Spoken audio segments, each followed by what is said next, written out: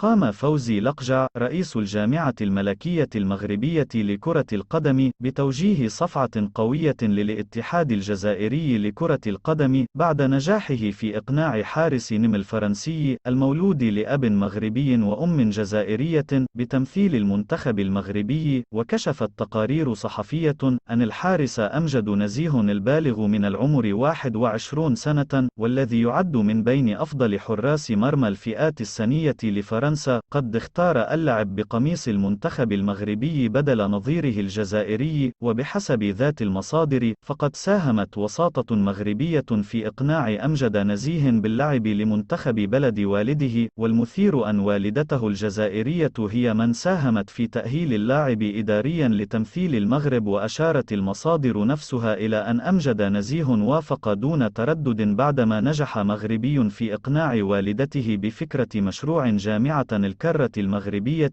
ويعد استدعاء أمجد نزيه الذي تكون في نادي تولوز الفرنسي ولعب في جميع الفئات السنية للمنتخب المغربي ضربة معلم في ظل التنافس الشديد عليه من قبل فرنسا والجزائر.